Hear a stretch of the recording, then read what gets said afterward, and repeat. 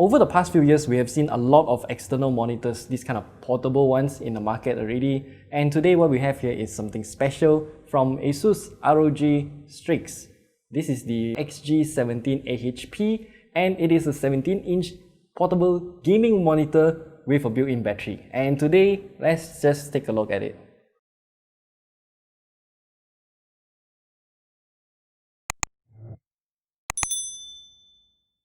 So starting off, let's just talk about the specs of this thing here. It's a 17.3-inch IPS LCD screen, 1080p in resolution, and it can go up to 240Hz in refresh rate. When you first unbox this monitor, it comes with this thing. Inside it is all of the charging adapters. Actually, you can just bring this whole box in your luggage case when we can travel, of course. And it has every single country's plug on this thing here. So you got the European plug, the US plug, the what's the thing again, the two-prong with the sad face, and also the Malaysian UK plug. You got everything, and also of course the charging brick is in here. This is an 18-watt charger. So yes, if you got your own Qualcomm Quick Charge 3.0 charger, you can actually charge this monitor as well. And it comes with a 7000 something milliamp hour battery, which we'll go into later in terms of battery life. So putting this aside, what you get in the box is also a micro HDMI to a full-size HDMI cable, because as we can see on the ports here, you got your micro HDMI port, a display port over Type-C, and then another DC in over Type-C, and then another headphone jack. We'll also get back into that later because you'll also need this cable. Another thing that we get here is this cover. It snaps on magnetically at the bottom of the monitor, and then it folds over to the monitor like that, and it also snaps magnetically. Unfortunately, as you can see here, I do wish that this thing has an extra length on top so it can cover over the entire monitor to provide 100% protection. Because as of now, even though I put it in the bag, it will still somehow slip off a little bit and then expose the top part. And yes, another function of this flip case is that you can use it as a stand, put it up like this, or you can also put it up vertically by folding this little part a little bit, this back part, and then fold it up like this and put it up. So you can also use it like this. And I can see quite a lot of people using it in this mode, because if you ever look at codes before, HTML codes, whatever programming codes, this kind of portrait mode screen is actually very useful. And leaving this flip cover aside, when we first started off, we were actually putting the monitor on this tripod thing here. Yes, it is also included with the monitor. This little tripod thing is actually very good in terms of build quality. It's made entirely out of metal, but the functionality and also the overall design of this thing could definitely be improved, because as of now, as you can see here, these three legs that protrude out of the base here is kind of wide to the point where it occupies a lot of space on your desk. So if you're ever, let's just say you go into a Starbucks and you want to use this tripod thing, you won't have space for your laptop. Let's just put it that way. But of course you can use that folio case, so I would actually suggest you to do that. But if you are using this tripod, you do have height adjustment as well, and also this little ball thing at the top. And of course, once you adjusted it to whatever angle you want, you can lock it up by pushing this slider here. Again, everything is just friction mounted, which not really a fan of. Okay, so now let's just play some games, because we have a Nintendo Switch here. And yeah, we'll start off by playing the Switch, because a lot of people are buying external monitors just to play their Switch with a bigger screen while on the go. I know that sounds a bit funky, but yeah, a lot of people do that.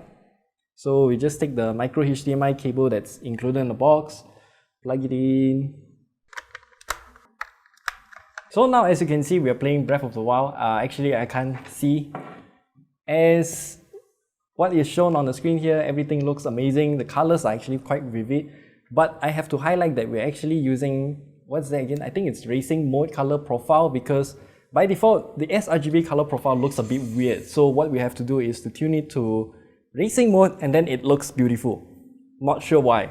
And of course, Breath of the Wild, I already completed the game, but well, it's still a beautiful game, and it's a nice showcase if you want to look at graphics and whatnot.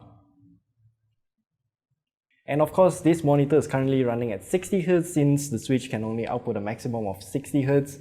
So overall gaming experience, if you're using the Switch, I would say it's usable, but of course the dock here is not really that portable, but you can do mods and whatnot. That's a story for another day, but this is a very viable use case.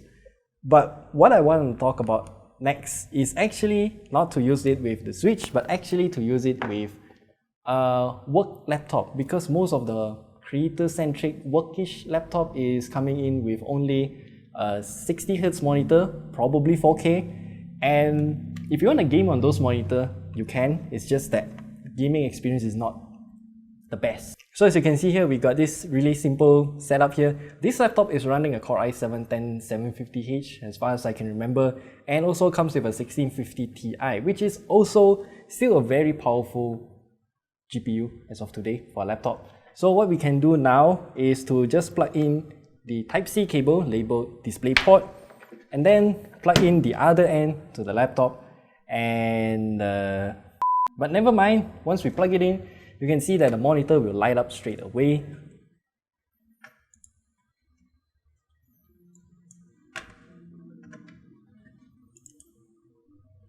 And there we go. So just to confirm the settings, we will head into display settings. I can't really see much, but yeah, as you can see here, input device, you can select it either with your phone or also NB/PC. NB here means notebooks. And here you can also select if you want to charge the monitor while plugging it into your laptop. It's an option for you, because if your laptop doesn't really have that much battery and you don't want to suck up much more battery for the monitor itself, so you can disable this option and use the internal battery entirely. And we can see here that the second monitor here is running at 240Hz. And is it my primary monitor? Yes, it is. So now let's jump into CSGO and have a quick round. I mean, it's a bit difficult for me to see, but I'll try. So overall gaming experience, I would say this is a very viable option if you're traveling, or if you just want to go somewhere else that's not your usual workstation because you just want a change of scenery or something like that. I would say this is a very viable option for anyone who's looking for those kind of options. This thing is really portable, and in terms of battery life of the monitor, from what I've tested, if you're running at 60Hz only, it can run for about 3 hours. And also, one thing to highlight is that we're using it at 100% brightness, because this monitor by itself, even in my super dark bedroom, this monitor is not bright. So 100% brightness is what I'm using it at all times, which is why the battery life is not really going to be that good. It also has adaptive sync, which will land in the battery life somewhere around 60 to 240Hz. So variable refresh rate, yes, it does work, and then you can also see it in the OSD menu that the refresh rate will switch when you are using that VRR mode. Yeah, I keep dying because I can't see anything. Am I counter-terrorist or am I terrorist? I don't know. I think I'm counter-terrorist. I have to at least kill someone before I move on to the next part of this video. Oh, by the way, this monitor here also comes with a speaker. As you can see at the bottom row here, all the grills are there. It doesn't sound particularly good. It sounds like a laptop speaker, very teeny and no bass. That's what you can expect. So, which is why there's a, what is that again? An audio jack on the left side of the monitor, so you can plug in your own earphones or headphones and listen to your own music or your game audio. So that's an option. Oh, I killed someone! Yeah! So finally, for the price of this monitor here, the ASUS ROG Strix XG17AHP is definitely premium in terms of price. So as you can see here, it is priced at 2,388 ringgit.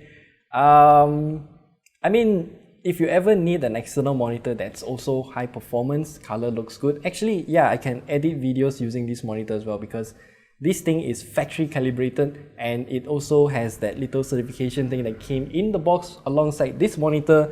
And before I forget, you also get this little carrying pouch here if you are buying this monitor.